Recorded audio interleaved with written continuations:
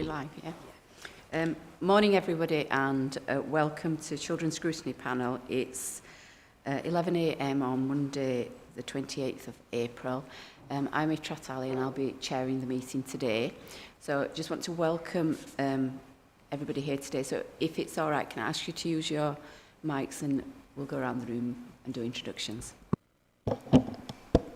Councillor Tanisha Brownwell, Dewsbury West Ward. Councillor Hannah McKirker, Denby Dale Ward.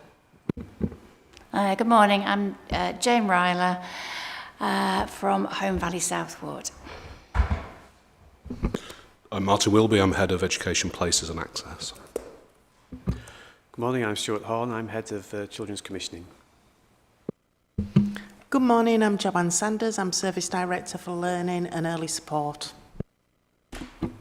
And hello, I'm Joel Hanna, Head of Service for Corporate Parenting, and here for Vicky Matheringham.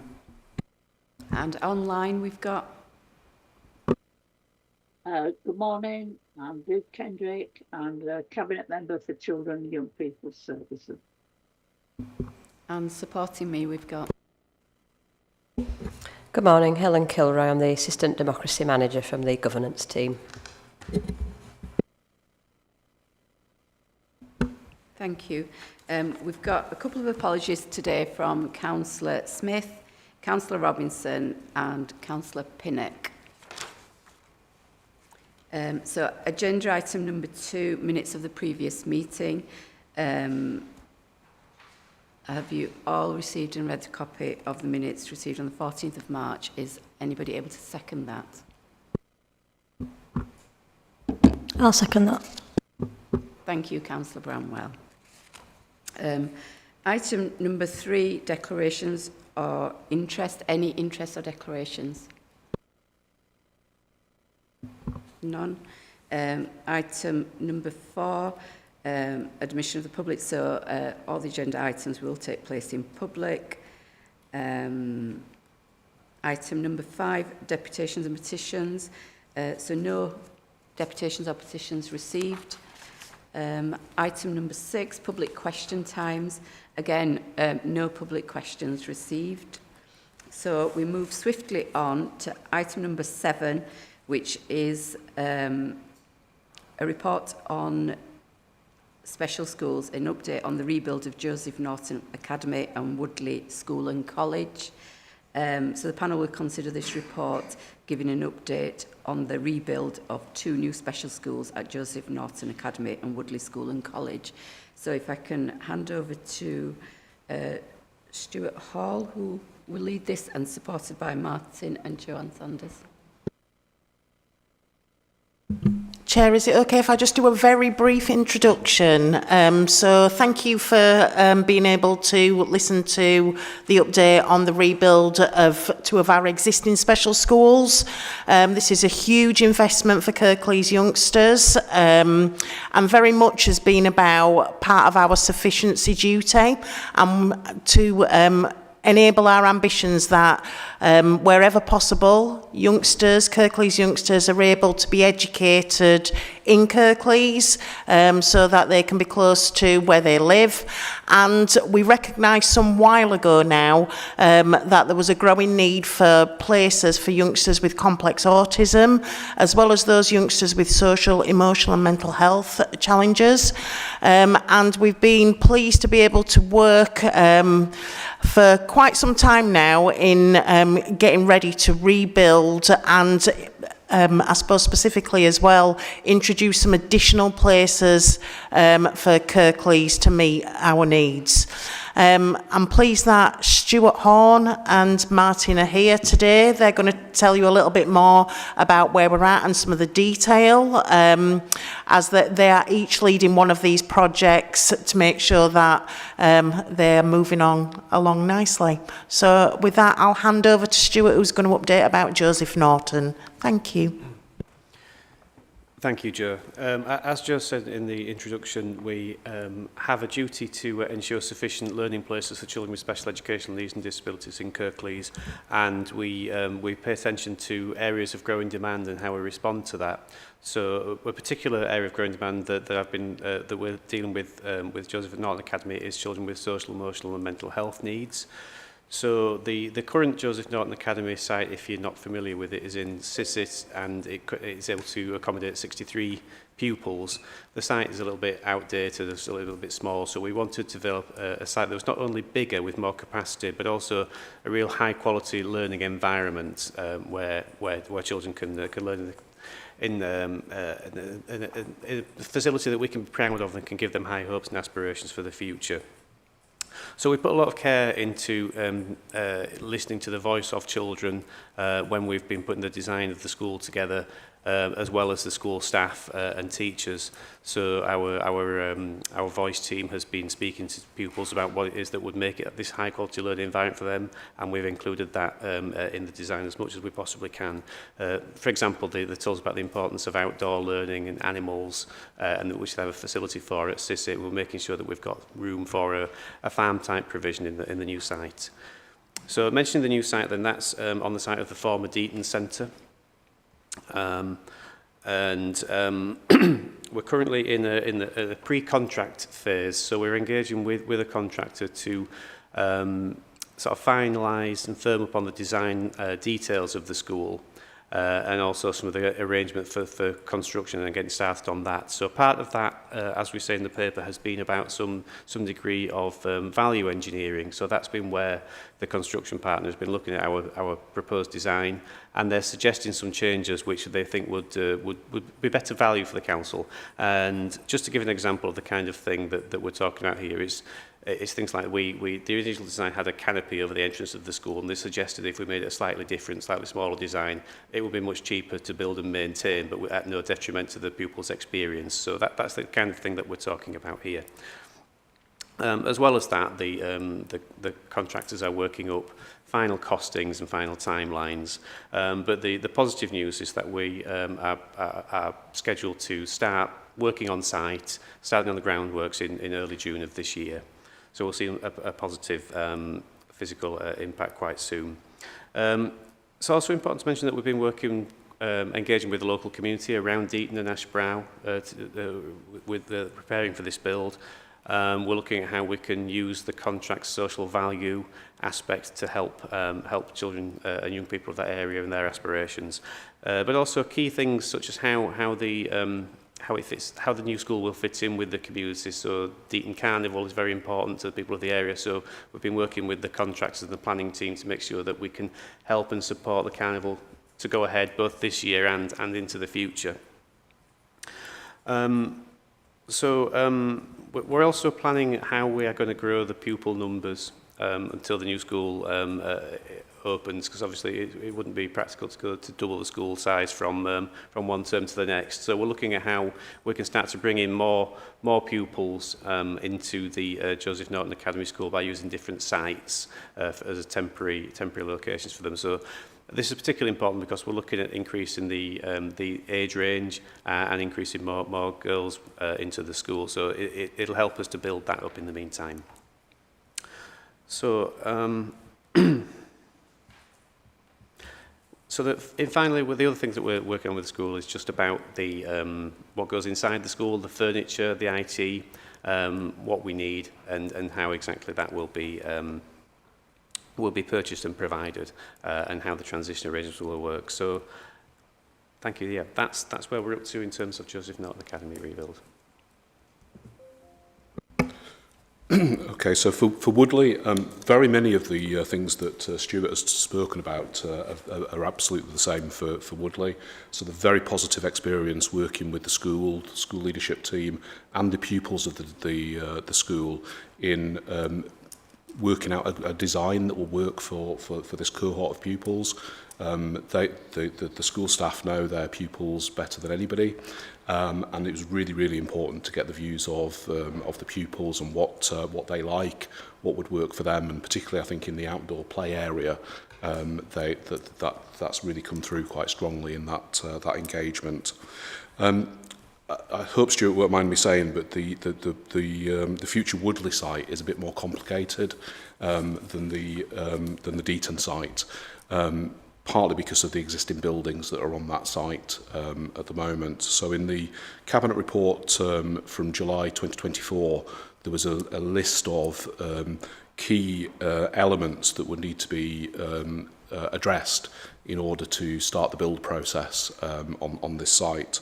And I'm really pleased to be able to report some progress on many of those items. So telecoms masts on top of the existing building were a challenge, quite a complex legal challenge to overcome, but I'm pleased to say that they no longer exist on that site.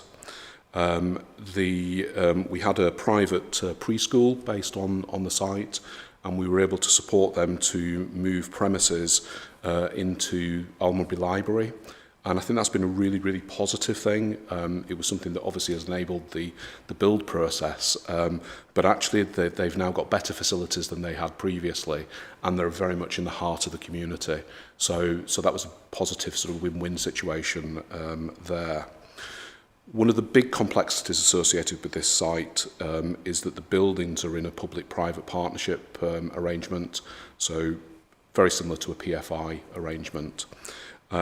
The exit of that has been hugely complex, but I'm pleased to say that we are imminently expecting to exit that. I did hope I'd be able to come today and say that we'd managed to exit it, but it's not quite happened yet. But we think that's weeks away at most, is the best estimate at the moment. We've already got a demolition contractor on board, been through the procurement process to do that, and that contractor is on standby, ready to mobilise as soon as we exit from that PPP contract. So we have things aligned. So a little bit like Stuart was saying, there's activity on site at Deaton scheduled for June. Certainly in the coming weeks, and hopefully no later than June, we'll have activity actually on the Almonbury site. So we move from a planning and design phase into an actually doing something phase. Obviously that demolition project is quite complex, and it'll take some time to do that. So the Woodley project will be a little bit behind the timelines that Joseph Norton is under, but we've known that since the start of this journey. Stuart mentioned the growth in pupil numbers. Joseph Norton plans to do that. We actually have already been able to introduce a temporary satellite for Woodley School and College. So we're utilising the building in Crossland Moor for that. It opened last September, and we've got 25 places there. So that is part of that build-up of numbers over time. And really positive. Joe and I visited, was it just before Christmas or just after Christmas? Really positive experience for those pupils on that site, and really pleasing to see. I think that's the end of my update. Thank you very much, Martin, Joe and Stuart. That was great, and I'm sure the panel have had a time to look at the report. Before I hand over to the panel, I just had a quick question. So you just touched upon, the pupil size and the expansion. So I understand Joseph Norton's going from 63 to 132 pupils and 194 places for Woodley. How long, just so that I can understand, so how many pupils do you have are they on a waiting list, or how long before that's going to be full at capacity? I'm just looking at the sort of long-term plan. It's great that you're making all these extra spaces, but how long before we need to expand again, or how many? It's a really good question. Of course, we've been wanting to work, as Martin and Stuart have said, with both Woodley and Joseph Norton. There's getting the buildings right. We know what size we are building to, but the needs of youngsters are there now. If we can't accommodate youngsters locally, then we have to look outside of Kirklees, which is why we're exploring some of these satellite arrangements, whereby which pupils can, benefit from excellent practice at Woodley or Joseph Norton. So Woodley Moore's been a real game changer in that respect. So we've almost with Woodley got the pupil cohort in place, albeit they are at more than one site. Once the build is ready, then we'll work very carefully with the school, with parents, to transition the youngsters into the new building, because we know about the needs of those youngsters. With Joseph Norton, it is twice the size of the current school, and we've had to think carefully about the needs of youngsters, the age range, because Woodley at the moment does accommodate youngsters right the way from reception all the way to post-16. For Joseph Norton at the moment, it's a change in age range.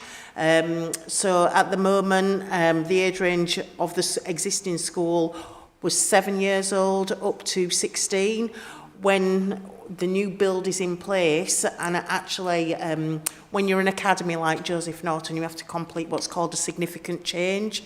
That has happened. The academy have undertaken that.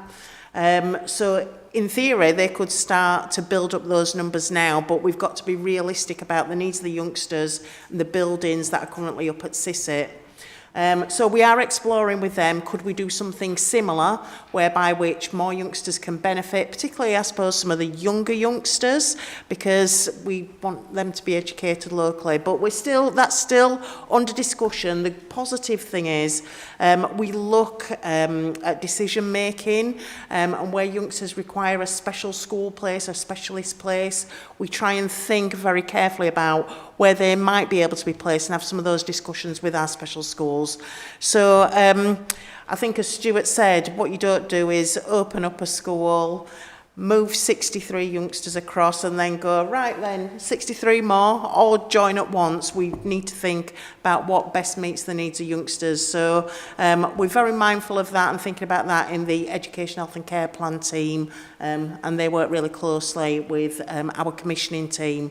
So it may well be at transition points as well. So it might well be a youngster who currently is being educated elsewhere in primary. As they transition to secondary, it might be an opportunity to transition them into Joseph Norton when that's open. So we look at each child individually in that instance. So I guess as soon as possible, because we want youngsters to be able to benefit, but we're trying to get the youngsters in place now and then they occupy the building, if that makes sense. No, thank you, Jo. Yeah, that does sort of clarify what I was thinking about. So over to the panellists. Any comments or questions? Councillor McKirker. Thank you for the update. It's really interesting. Obviously, Joseph Norton currently sits in my ward, so there are a lot of people wanting to know, what the plan is. I did wonder, you've got your timeline for hopefully breaking ground, but what's the timeline in terms of completion and hopefully opening for both, but for Joseph Norton particularly? Okay, so building a brand new school from scratch. We're still looking at, I say we, this is our capital development and delivery colleagues working with the contractors, as Stuart's outlined. We anticipate it being around about a year to build. But we're always a little bit anxious about saying it'll be open in that, because we don't know what will happen. You know what it's like. If we have a particularly hard winter, we've experienced that before when we've put extensions to schools. But the beauty of this is it is a clear site, and we've got to think about who's next door, because next door we've got Christchurch Woodhouse.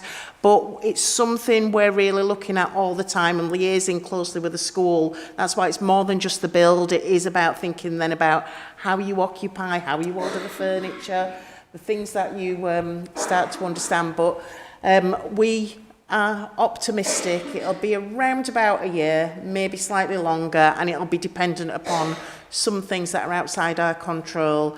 But I know we've been, the things you learn around nesting seasons, etc. I think we've got a lot of expertise in the council and with contractors to make sure we can accelerate it as much as we can, but we need to get it right. And I think it's this always come back down to it's a once in a lifetime opportunity. The investment here that the council are making is huge. I think it's just underlines, doesn't it, just how important youngsters' needs are and how best we want to be able to meet them locally. So, yeah.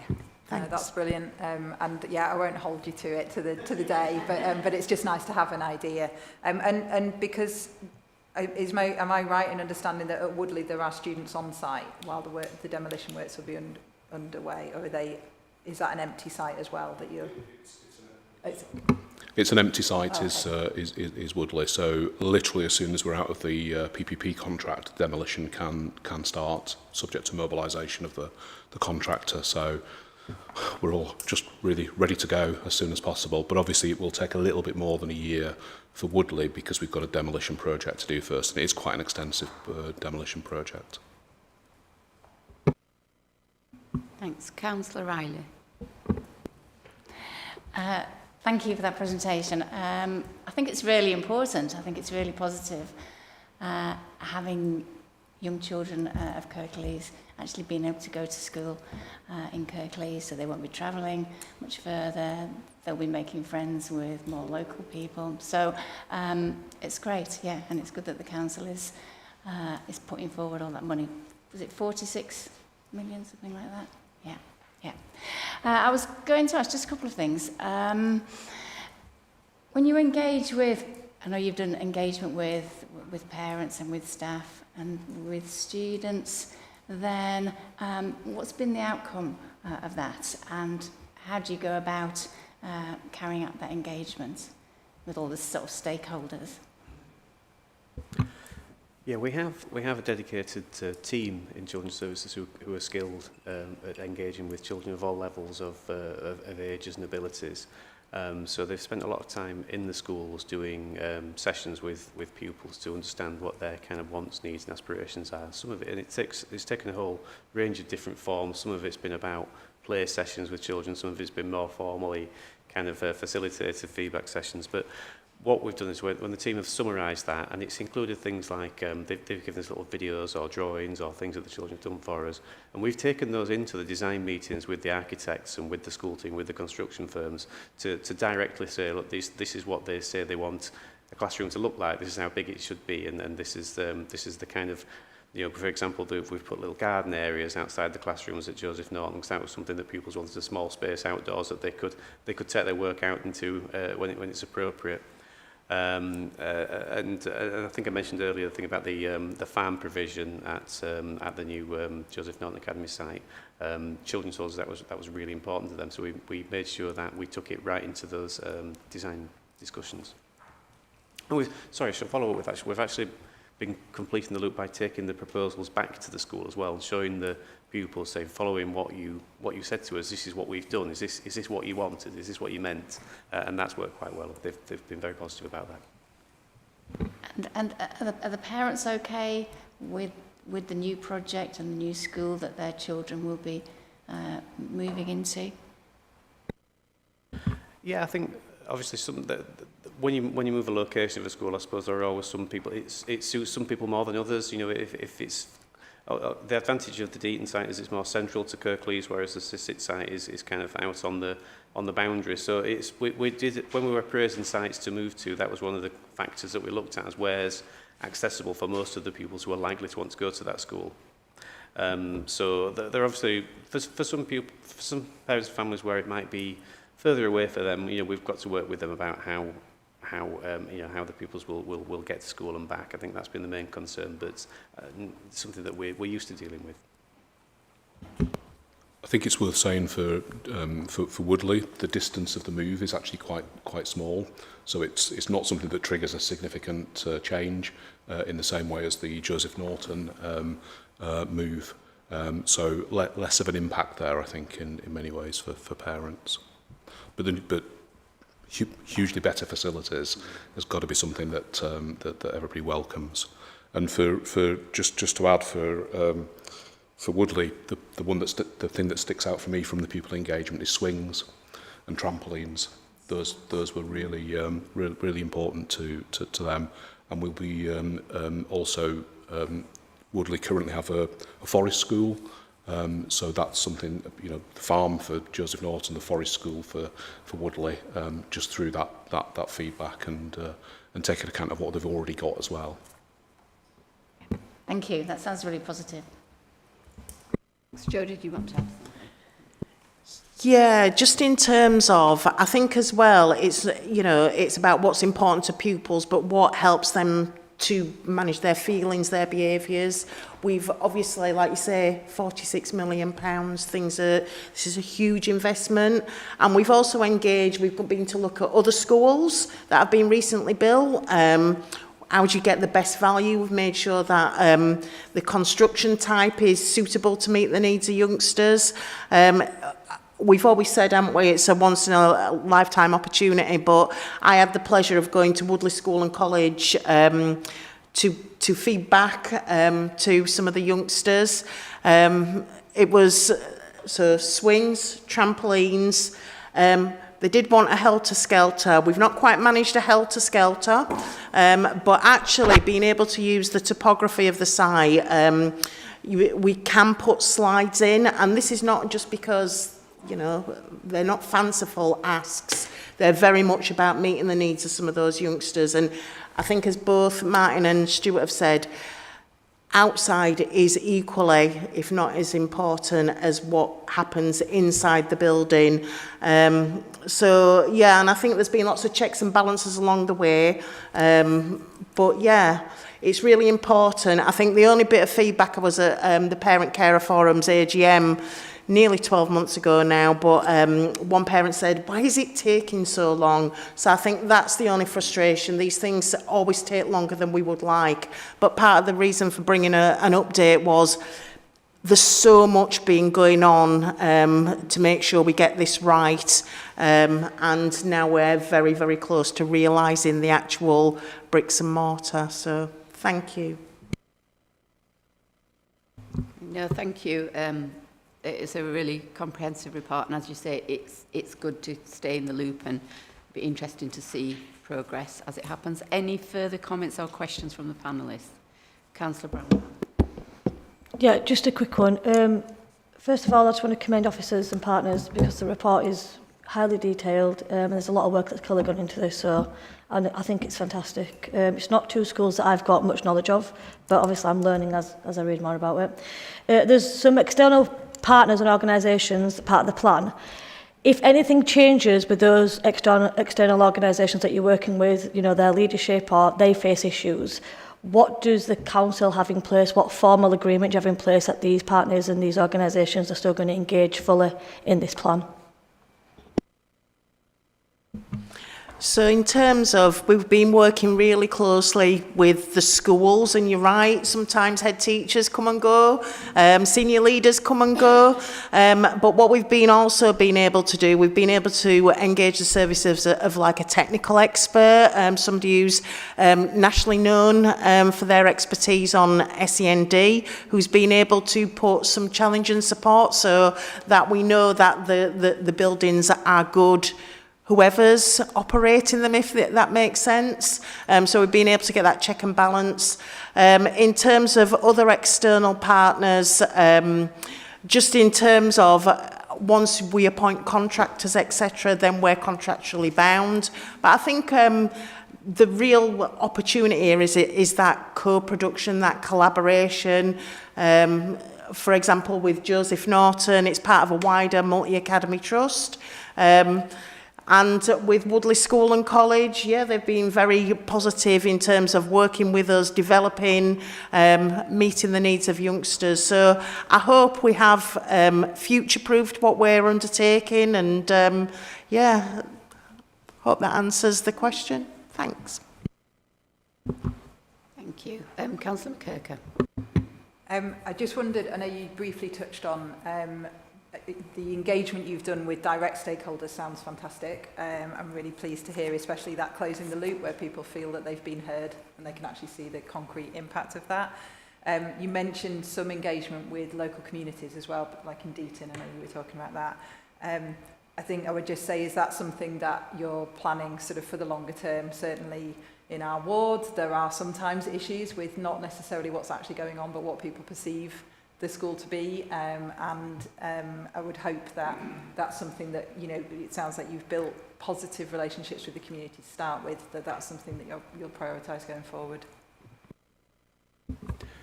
Yes, very much. Well, we've been talking to the Academy Trust, who will run the school. That's been a big feature of our conversation about how the school becomes an important part of that community. You know, obviously it's important how the pupils interact with the community on their way to and from school. I know people sometimes have some concerns about that. There's some of the questions that we've been asked. We will continue those discussions and make sure that the school understands their role as a member of the community and the role they can play in it. Just to add to that, so I know Joseph Norton have been working quite hard recently, and they've been doing much more outside of the school grounds. I think that has made an impact. So again, if they're sort of considering being involved in other community projects, there's been a real shift in how people are sort of viewing the students. So. Thank you. Councillor Bramwell. Sorry, yeah, just another thing to raise. I feel like I raise it a lot, so sorry. I raise it at any opportunity in every meeting that I can. Consultation, because I don't like us, anyone, not just local authority, but organisations, I don't like us doing it as a tick box. I like to make sure that, you know, consultation is listened to, we've done it thoroughly, we're going above and beyond to listen. In terms of this plan, obviously consultation took place. What was the feedback on that? You might not have the answer to it right now, you might need to email with that, and I'm fine with that. But what was the feedback and the intake on that when it came to the engagement of families, young people, and in terms of the feedback that you guys had, how much was that put into, you know, taken into account when it came to creating this concept and this plan? No, I think it's a fair question. There's consultation and then there's engagement. I think what Stuart Martin have described is that we're committed to ongoing engagement. There's a wealth of it, Councillor Bramwell. So we've done, you know, as part of our SEND big plan, our big plan 2, this has very much been part of that. There's been some specific consultation that we've co-run. Sometimes, for example, Joseph Norton had to do a consultation for the significant change, but actually it wasn't about having to do it. It was very much about understanding what people think, listening to people's worries, and, you know, we carefully did that. It was a couple of years ago now, but I think that was published. Similarly with Woodley School and College, it's about all stakeholders. It's like residents, it's about parents, it's about young people. It's also about the staff that work there. You know, you think about Joseph Norton, and, you know, it is a move geographically. What does that mean for staff? We were very careful to make sure that there were people were hearing things direct from the horse's mouth. So, you know, because it can be quite angst-ridden. I think there are definitely, you know, I know very early on when we were looking at site selection, ward councillors were engaged, both ward councillors where they, you know, the school was going to, as also where they were leaving, because there'll be lots of questions about when that happens. But it's about ongoing engagement. And I think, you know, all of those things have been considered and built into some of the designs, things around access onto site, what does that mean for highways, planning permission, so Joseph Norton has secured planning permission that invoked another consultation. So I think there's lots out there and it's all been out in the public domain, but we can make sure that Scrutiny are able to see that. Martin, did you want to add? Yeah, just to add, Woodley did need to go through a significant change process, not because of the distance it was moving, but because of the significant increase in the number of pupils. To make that decision, Kirklees Cabinet were the decision maker.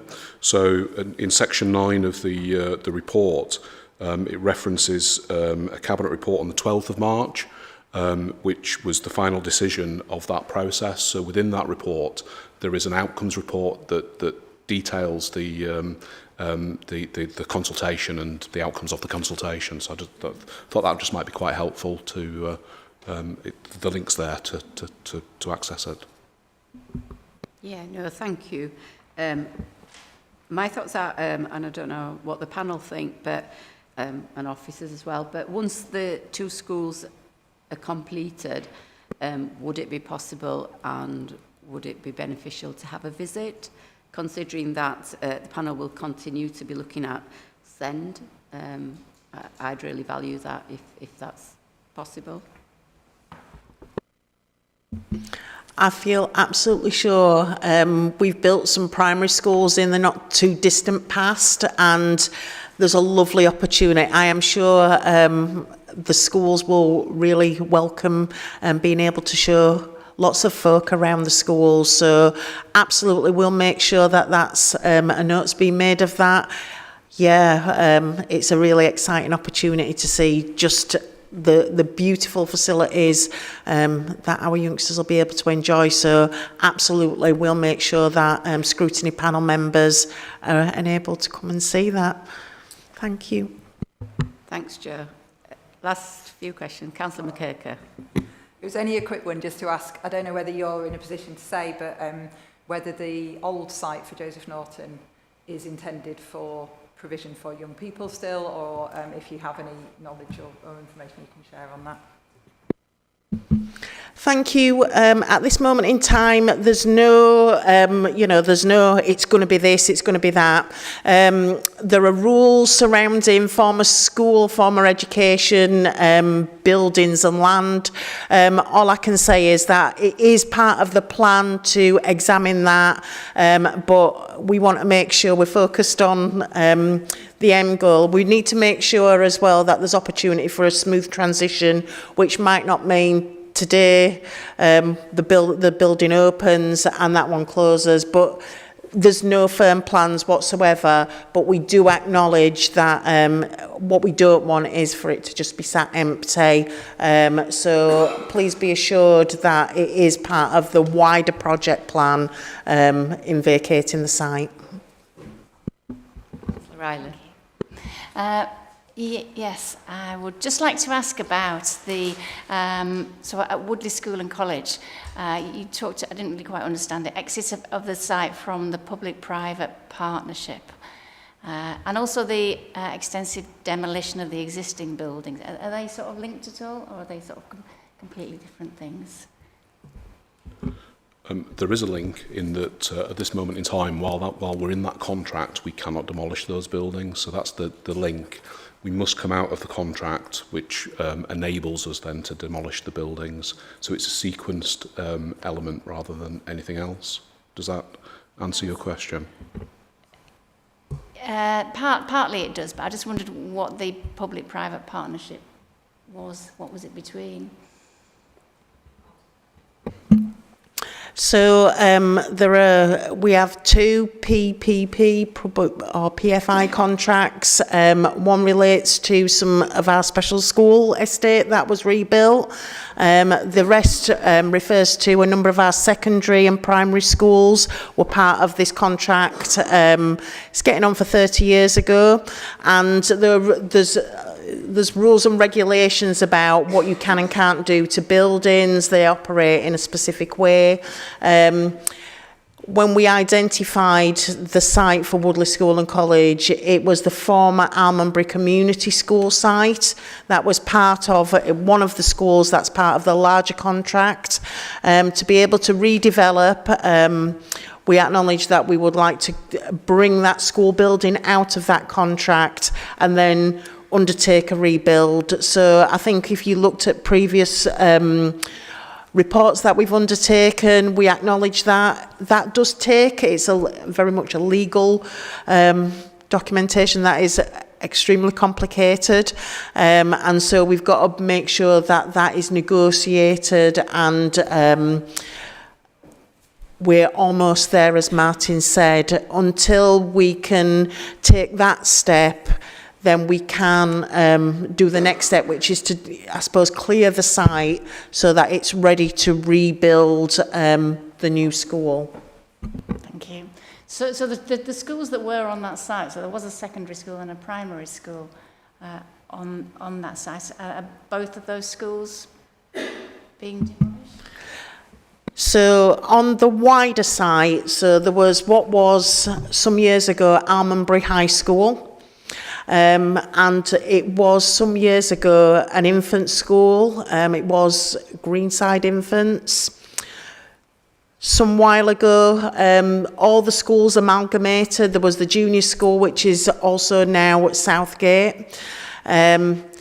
So they came together as a through school across 2 buildings, so the former high school building and Greenside Infants. Greenside Infant School is now Hillview Primary Academy. So whilst it's adjacent to, you could argue it's all one big site, but that remains absolutely unscathed. It's untouched. That continues to operate very, very successfully. That won't be demolished. It's just what was, I suppose, the former high school and then community school building. Thanks very much. Thank you for that, and my apologies for my coughing throughout any of that. So if we've got no further questions, I'll move on to item number 8. So the panel will now consider a report giving an update on the decline of the cohort of children in primary schools in Kirklees. And I think it's Martin that will present it. So I'll just give a brief overview of the contents of the report. The report initially talks about a population decline. So what we mean by this is the size of the cohort of children entering reception classes in schools across Kirklees has been falling since a peak in 2015-16. So that's 10 years of decline in population. But that was a peak point. So you have to think about what is normal. That was a peak, but actually, it's reduced by over 1,000 pupils, I think, over that time. Because of the way that schools are funded, i.e., much of their funding is predicated by the number of pupils on roll. That decline is having an impact on the budgets of some schools, and it's creating a pressure in many schools across Kirklees. So we've been working with the school system for some time, probably the last 5 years, looking at opportunities to reduce the number of places available. This really is about having enabling schools to have a more efficient financial model, and the mechanism to do that has been by changing the planned admission numbers. And the report does talk about the most efficient model being around 30 pupils or multiples of 30 pupils, but there are other models for smaller schools as well. We've had we've made progress with this. I think the report refers to a reduction of 7.7% of school places. I forget the number, but it was over 400 places less now than we had 5 years ago. And at the same time, the cohort size reduced by about 8.2%. So while we've had some successes in doing this and hopefully made progress in making our school system a little bit more resilient and financially stable, there are some geographical areas where we've made limited progress, and there are quite large surpluses. Two areas are named with 26% surplus places. As a guide, somewhere between about 5 and 10% is probably a healthy surplus to have. I'm sure other areas will live above that, and that's okay, but 26% really does flag a bit of a concern. So that's why we're highlighting it here. I think a little bit about planning areas, school planning areas. There's a reference in here that talks about school planning areas. So if I just explain what that is in a little bit more detail. So we have 23 primary planning areas in Kirklees. So these are areas in which the Department for Education has signed off, if you like, a geographical area. So it's not linked to wards.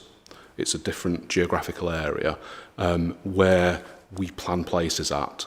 So if we don't look at just one individual school, we look at all the schools in that planning area when planning school places, because locally, you can imagine locally numbers do fluctuate from year to year. So having a bigger sort of statistical number of schools makes that planning much easier to do and much more effective. So it's that area that we reference here, and there's lots more information about this in a school place planning document that we publish generally each year. Huge amounts, a 250-page document that gives the evidence base that sits behind some of the things that are referred to in this report. Currently, we've I think it's the 2023 version that's on our website, but one of the appendices is actually from our 2024 version that will be published in full imminently. So that hopefully is going to happen in the next few days, I think. So there is a reference in there, and I saw the Yorkshire Live article, of course, over the weekend. There is a reference in there to school closure. We don't have any plans to close schools, but ultimately, if schools can't be sustainable, that become, that is an ultimate destination in some ways. So really, what we just flag in here is that if we can't resolve this, there's a heightened risk where there are surplus places rather than anything beyond that. And I think that's probably where I'll leave it, if that's okay, and take any questions. Thank you. Over to the panellists. Any questions? Councillor McKirker. Thank you. Obviously, I'm quite aware in my ward that we have a significant surplus of places, although I wasn't aware it was as high as that. So in the appendix for several of the planning areas, you've got that current engagement has not resulted in any reduction in the surplus. Further action to raise this issue with school leaders, governors and MATs is required. I just wondered if you could expand on that a bit and say what are the next steps for those areas. I'm pleased to hear that you're not planning to axe schools, but it would be useful to know what the forward plan is. Yeah, so the majority of our engagement to date, and obviously with some successes that I've described, has been with school leaders. I think we want to expand that beyond and in these areas, probably call together both school leaders and governors and just present the facts, the information, and just have a discussion really about what the opportunities might be. This is about exploring opportunities together in partnership.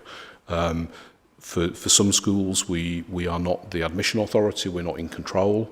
They have their own, they make their own decisions through a national system, but they make their own decisions. So it is about working in partnership and so on.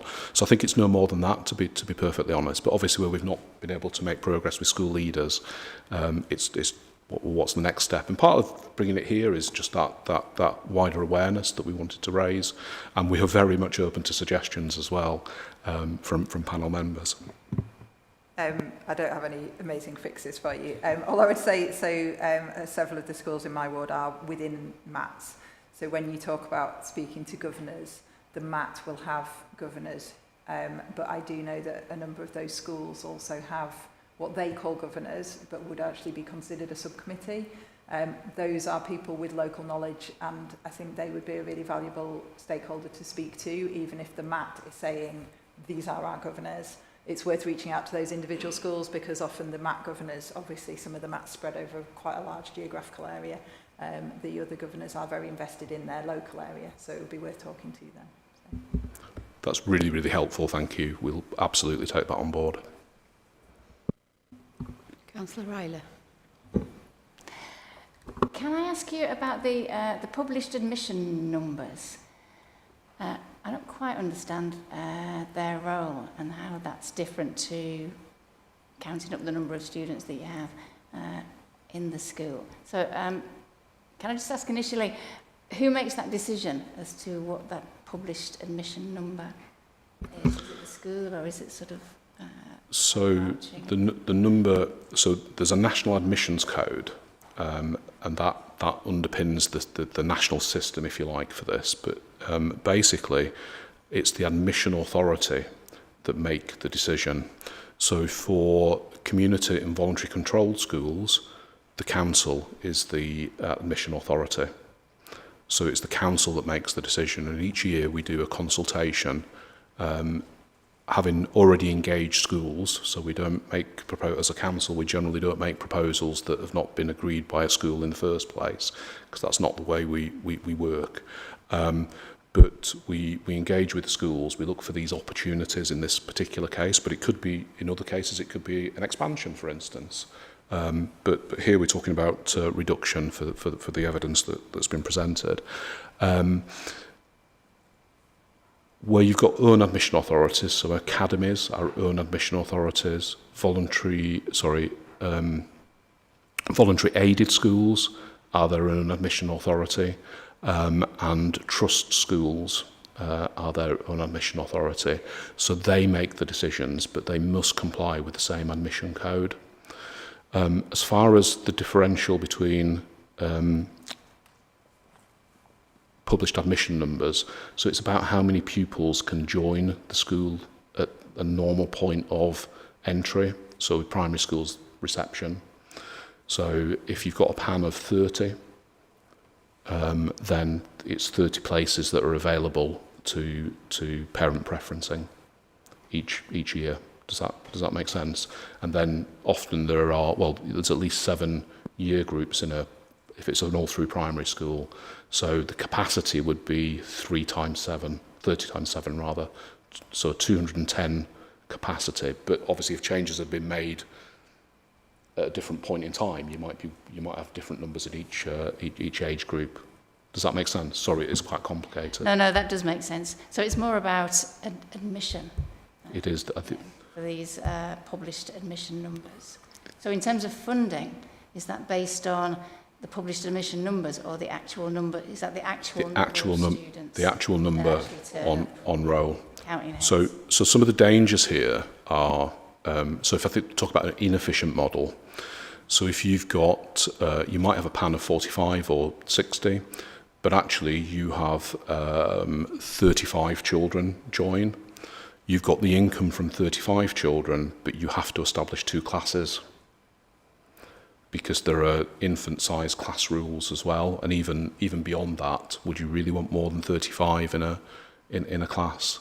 So it's what drives you to an inefficient model, where if your PAN was 30, you would not generally get more than 30 children joining. Parents do have a right to appeal, and an appeal panel can decide to allocate additional children beyond the published admission number.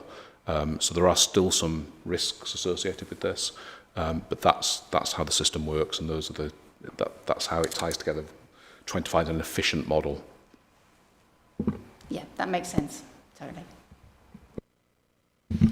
I think as well it's about quality of education, and we know that there are lots of creative opportunities. So we have some smaller schools in Kirklees, as Martin's explained, some with very, very small admission numbers, who are really, really creative in terms of putting youngsters together and differentiating a curriculum. But there's some real challenges where a school is I suppose, has got a lower number of pupils, being able to employ the right staff. And it's not just about teaching staff, it's about those brilliant associate staff, whether they're teaching assistants or special educational needs workers, to meet the needs of pupils. And so that's what we're thinking about as well. Schools have to be financially sustainable to enable them to provide high quality of education. So it is trying to be as proactive as we possibly can. And it's not just a Kirklees issue. This is, unfortunately, it's a national issue with a falling birth rate. So less youngsters are being born, whereas we've got the opposite problem at the moment, that bulge of youngsters, those higher year groups are currently in our secondary system. But I suppose we're talking about primary places at the moment. We're trying to engage as well with secondary schools to think about what this might mean in the future. So these are not easy decisions, but there are opportunities as well to use spaces a little bit differently. To, being able to, utilise some spaces for additional resource provisions, to use satellites for our special schools. So how can we use the school estate to the greatest effect and keep schools sustainable, I suppose, but we wanted to be really upfront that this is an issue and Kirklees is not immune from that issue. So how creative can we be together? Councillor. Yeah, just want to ask, when it comes to, so this is based off what we've seen over the last decade. This is the plan that we want to introduce. If, for whatever reason, things change drastically, I mean, we're the same generation that saw a pandemic, so that we're still reeling from. So if, for whatever reason, things do change drastically and we do see a bigger population drop in a much smaller, significant amount of time, what's the plan there for the local authority? Like, how are we reacting to that? In terms of if we see the numbers decline even further, well, the local authority still holds the statutory duty for securing sufficient places, so making sure there's enough. Too little, it's not good. Too many is not good. We want to strike the right balance, but as Martin's articulated, we do produce some very detailed information as best as we've got access to in terms of what's happening about children who are born, so GP registration data from the NHS, and we're doing it as best as we possibly can in terms of patterns of pupil movement. We have some youngsters that leave Kirklees for their primary or secondary education. We also have a lot of youngsters that come to Kirklees for their primary or secondary education. We know there are things that affect demand, so I think we've made reference to it in the report. There are some new houses being built. We have to make sure that we're not over-egging the pudding. That doesn't necessarily mean there's going to be huge numbers of youngsters. So it's trying to strike the right balance. And I think that's why we've said, what is possible. There are different models. Schools can join together, they can federate, they can look at different ways to help themselves be efficient and effective as possible. And we'd want to exhaust opportunities like that before we even think about closure. But sometimes, and I suppose that's why it says this in the report, sometimes difficult decisions do have to be made. But I think we're a long way away from that at the moment. What we're trying to do here is get ahead of the curve and say, how can we work together with all the stakeholders in the system? Does that answer your question, Councillor Bramwell? Please. When it comes to pan reduction, because again, I only learn off the reports that I read. What is the timeline when you see, that being impacted locally? Is it a couple of years, or is it? Because if it is, should we be doing something sooner, or is there a reason why we've opted for this plan that's going to take this amount of time? Yes, I mean, we've been at this plan for a few years anyway, but I think it's accelerated in the last 3 years probably as people have started to realise, the schools have started to realise the actual impact, and sometimes you have to see the impact on you before you are motivated to take action. You're right, it does take a little while to change PANs, so there is a window. Again, this goes back to the admission code. What the admission code tells us, there's a window between October and generally January where you can consult, and it's not for the following September's cohort, it's for the September after that. So it's about 18 months to almost 2 years lead time to change that. So when we've talked about the statistics in here, we've talked about decisions that have been taken. So when I quote the percentages, it's decisions that have already been taken but not yet necessarily all been enacted. So, yeah, does that help? Thank you. Councillor McKirk. Jo, I just wondered if you could expand a bit. You mentioned about trying to be imaginative about how we use the estate. And I know that the addition of resource provision, I know there's a school in Penn Valley that's looking at that at the moment because it sits in a map that I'm also involved with. And I just wondered if there was more to say about, we've got this huge piece of work going on with Woodley and Joseph Norton, which is really exciting, but also what's happening at the moment is we're demonstrating that satellite provision can be really effective. And is that some, you know, have we got plans to expand that, given that we know on the other side of things that we have an increasing proportion, a cohort of young people with, you know, social and emotional difficulties, mental health problems, those kind of things. And also, if there is a plan like that, is that also linking into the cluster working in terms of, you talked about, you know, getting schools to collaborate together? That seems like a really good model to maybe look at opportunities within those clusters. So that's a really brilliant question, Councillor McKirker. Stuart has been leading on a piece of work very much about, so today we've shared with you about special school places, we've shared with you about primary, and eventually that'll be secondary. So we have a secure and sufficient places document, we have something similar for childcare, and we are this close to being able to just publish a similar document around specialist places.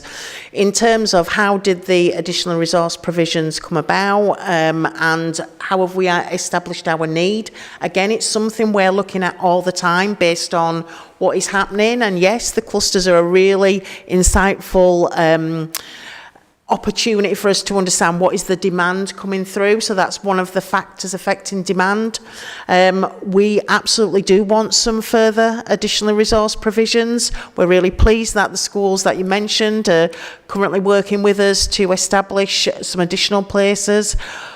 Part of the reason being because those are local to where youngsters live, the closer they are to home. I think you said less travel time, more opportunity to build relationships. So we're very close to being able to, and we can perhaps bring that to a future scrutiny, which will highlight where our youngsters are being educated, where we think there is opportunity for growth. But essentially at the moment, additional resource provisions, alternative provisions as well, and obviously we will continue to keep under review our capacity across the special school system, but definitely opportunity for more inclusive practice. So yes, and we'd always say to our schools, please step forward and have a conversation with us, and let's have a look what is possible. We have some incredibly successful additional resource provisions in Kirklees, so much so that that's one of the areas that the Department for Education have wanted to work with us upon as they develop some of their policy. So we're really proud of what our schools undertake, and the staff within them. So yeah, thanks. Councillor Riley. Yeah. Can I ask a question about a school closure and who gets to make those decisions? So I guess if it's a school under council control, then the council would make that decision. But if it's an academy school, or part of a maths, then do they make that decision about whether can they close schools? It reverts back to the significant change processes we were talking about earlier. So to close a school is a significant change. If it's a, as you say, if it's a community or voluntary controlled school, then that would be a council decision, and you have to do we've always done a non-statutory consultation when we've looked at any significant changes that are controversial, and certainly a school closure would be a controversial change, and then followed by a statutory representation period, which is basically another consultation, and then ultimately a decision by Cabinet. A very similar process exists for academies. They again would need to do a formal consultation. The decision maker would be the Department for Education. The regional director would be the decision maker in those cases. Okay, that's reassuring. Yeah, thank you. Right, thank you. Since we don't have any further questions or comments, just want to take the opportunity to say thank you, Martin, Joe and Stuart, for coming and presenting both really comprehensive reports and answering questions. Thank you. So we'll move on to item number 9, which is pre-decision scrutiny, so cabinet decisions on the horizon. I have spoken to Councillor Pinnock, who said there was nothing that sprung to mind. I don't know, we've got Councillor Kendrick online. Have you got anything that potentially you want to add? No, not that I can think of at the moment. Anything from officers? So I take that as a no. So moving on to item number 10, feedback from panel members on the Kirklees Parenting Board. Do we have any update? I don't think there was a meeting, was there? I can just report that the last corporate parenting board took place prior to the last scrutiny board, so the report that was in the minutes is the same. Thank you. And that takes us on to the last agenda item, which is looking at the work programme and the agenda plan for 2024-25. So I just basically wanted to update the panel with some visits. So the work programme, actually, we've got visits scheduled for May, June and July, which actually takes us on into next year's work programme. And we have got a workshop scheduled provisionally for the 13th of June, which will be an opportunity to plan and set out the work programme for next year. So I'd ask the panellists to think about items that you want on that programme for next year. So the visits that we've got planned that I'll be going to is the SGO visit in May. We've got the Mockingbird referral, group visit, and I've got the meeting looking at child social care referral, which I'll be just observing. Dates that we've got in for these, sorry, just so that I can go on with you. Do you want to circulate? I'm just not sure that I've got all of these. What I'll do is after this meeting I'll circulate an up-to-date list of visits so members can check their diaries. Thanks. Yeah, I think the dates are in the programme, but there might have been a few changes. So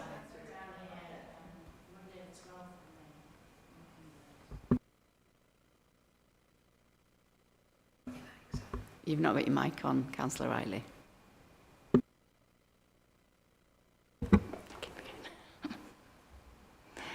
I've got down here for the 12th of May, Mockingbird support group, and also front door referral. Yeah, that's correct. Yeah, I'll be attending both of those as well. And then I've got the SENDAC team on the 30th of May. Yeah, so Helen will circulate an up-to-date list because we have got we've had a really busy year and we've got quite a lot of visits still in the diary. So it'd be helpful for any panellists that haven't replied that do want to attend to join, do let us know. And was there anything anybody wanted to add? Well, I didn't know where we were up to in terms of a visit to a cluster, because I know that was something that was discussed previously. Is that on the list? Just to let the panel know that some of the visits are still in the process of being arranged. I'm still liaising with the officers, so everything on the list that I send you will be everything that's been finalised. And right at the very end of the list is another list of visits that we're still in the process of arranging. So hopefully that will be clear to panel members as to where we're at with things. Yeah. Thanks, Chair. So that's it really, isn't it? So the next meeting will be the 13th of June, which will be the workshop to decide the work programme for next year. Any comments or final questions from anybody?